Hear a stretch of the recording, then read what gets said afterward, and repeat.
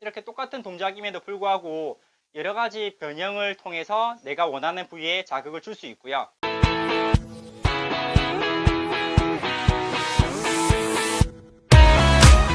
트레이너입니다. 우리 몸에는 가장 큰 근육이라 불리는 가슴, 등, 다리가 있는데요. 그 중에서 다리 운동의 꽃이라 불리는 스쿼트에 대해서 알려드리도록 하겠습니다. 무거운 무게를 많이 들고 잘 하시는 분들도 많이 계시지만 디테일하게 발끝에서부터 머리끝까지 어떤 식으로 자세를 잡고 어떤 근육군들이 사용이 되는지에 대해서 설명을 드리도록 하겠습니다. 흔히 알고 있는 동작이 이렇게 허벅지는 바닥과 평행을 유지하고 무릎은 과도하게 앞으로 나가지 말라고 설명을 많이 듣죠. 근데 여기서 진짜 중요한 거는 뭐냐면 이 발바닥의 상태인데요. 대부분 발바닥을 신경을 많이 쓰지 않다 보니까 실제로 무릎이나 고관절에서 일어나는 문제점들을 제대로 발견할 수가 없어요. 발바닥 같은 경우에 이 족궁이라고 해서 발바닥 아래쪽에 아치형이 있어야 되는데요. 발바닥의 상태가 좋지 못한 분들은 동작을 수행하실 때 발바닥 안쪽으로 이렇게 무너지는 경우가 있습니다. 그런 분들은 동작을 바로 수행하기보다는 이런 발바닥에 있는 근막 스트레칭이라든지 문제점들을 해결을 하고 동작 수행하시는 것을 추천드립니다. 스쿼트를 하실 때 허벅지랑 엉덩이 움직임도 중요하지만 우리 몸에서 나무의 뿌리에 해당하는 발가락으로 바닥을 꽉 잡는다 생각하시고 체중을 발바닥의 중심에 주셔야 돼요. 이 상태에서 그대로 내려가셨을 때 발바닥으로 바닥을 제대로 잡고 있다면 대퇴사두근과 힙 쪽에 힘이 정확하게 들어가실 수가 있습니다. 그리고 발의 스탠스, 발의 넓이 간격인데요. 말씀드릴 때 다리 11자에서 내려가셨을 때 무릎의 위치가 벌어지거나 안쪽으로 모이지 않도록 설명을 드려요. 가장 일반적인 스탠스 간격, 다리의 간격은 자신의 어깨 넓이보다 약간 더 벌려주시고요.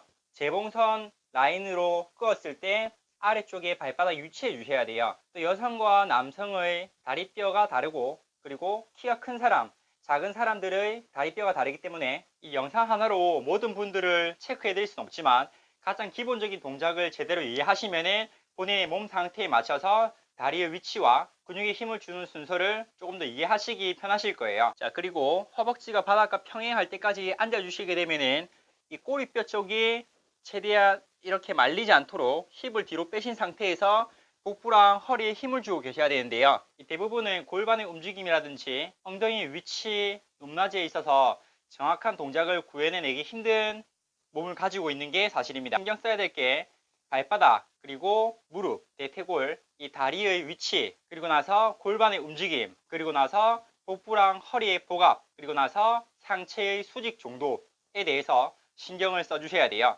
대부분 이제 골반의 움직임을 보시면은 골반이 힙을 뒤로 뺐을 때 골반의 움직임이 이런 식으로 뒤로 빠지셔야 되는데 대부분 이 허리 쪽을 보시면은 전만이 제대로 만들어져 있지 않다 보니까 골반이 이렇게 말리는 경우가 있습니다. 처음에 연습하실 때는 복합적으로 다 같이 신경 쓰지 마시고 부위별로 나눠서 하나씩 만들어 간다라고 생각하시면 편할 것 같아요. 먼저 엉덩이를 뒤로 먼저 빼주는 연습을 하는데 뒤에 이같이 의자가 있다 생각하시고 힙을 뒤로 빼면서 내려가 주시는 거예요. 팔은 어깨 위에 손 올려주시고 내려갈 때는 호흡을 들이마시고 배랑 허리에 힘을 주셔야 됩니다. 그리고 나서 올라올 때는 호흡을 내뱉어 주시는 거예요. 마찬가지로 무릎을 다 펴게 되면은 관절 잠김 현상이라고 해서 아무래도 근육에 힘을 제대로 주지 못하는 분들은 앉을 때는 힘을 주고 앉지만 올라올 때는 힘들기 때문에 빨리 일어나면서 관절로 동작을 완료시키는 경우가 있습니다. 그게 아니라 힙을 뒤로 빼시면서 그대로 앉아주시는 거예요. 천천히 올라오실 때 발바닥으로 지면을 밀면서 올라와 주셔야 돼요.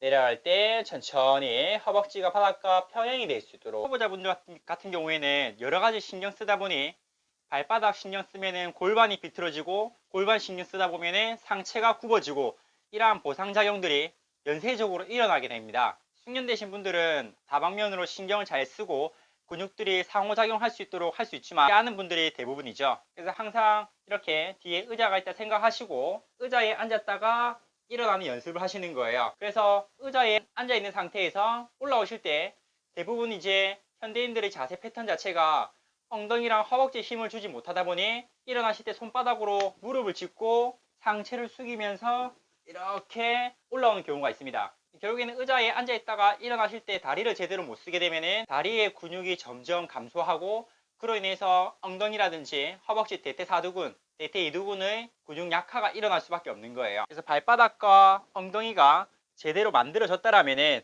허리의 위치를 보시면은 상체가 기신 분들은 어쩔 수 없이 상체가 앞으로 이렇게 많이 기울어질 수가 있습니다. 그러면 과하게 억지로 상체를 세우려고 하지 마시고 대퇴사두근을 바닥과 평행을 만드시고요.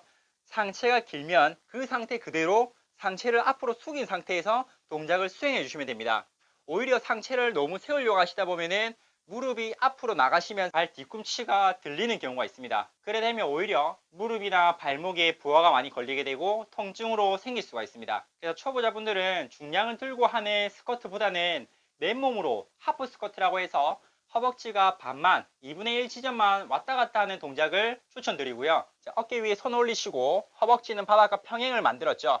그 상태에서 이 정도만 허벅지가 바닥과 평행이 되시고 허리를 세우고 홀리 뛰는 호흡을 내뱉습니다. 내려갈 때는 들이마시고, 사실 이것만 하더라도 허벅지 근육이 엄청 타들어간 느낌이 들 수 있는데요. 마찬가지로 내가 엉덩이에 더 신경을 쓰시면은 엉덩이 쪽에 힘을 줄 수 있고 허벅지 앞쪽이나 허벅지 뒤쪽에 집중을 하시면은 그쪽에 힘을 전달할 수 있는 신경근들이 발달하게 됩니다. 대부분 이제 엉덩이가 약화되어 있다 보니까 허벅지 앞쪽에만 힘이 많이 들어가실 거예요. 그래서 운동에는 정답이 없다라고 말씀을 드렸죠. 하프 스쿼트를 하실 때 엉덩이에 더 많은 힘을 주고 싶으시면은 상체를 앞으로 더 많이 기울이신 상태에서 이렇게 엉덩이에 부하를 실어주시는 거예요. 그리고 상체가 앞으로 많이 기울어지시는 분들은 이렇게 앞에 의자나 벽을 잡으시고 내 허리를 곧게 세울 수 있는 물체를 잡으신 상태에서 동작을 수행해 주셔도 됩니다. 우리 몸은 얼마만큼 반복을 했냐에 따라서 그 동작을 무의식적으로 내가 인식을 하고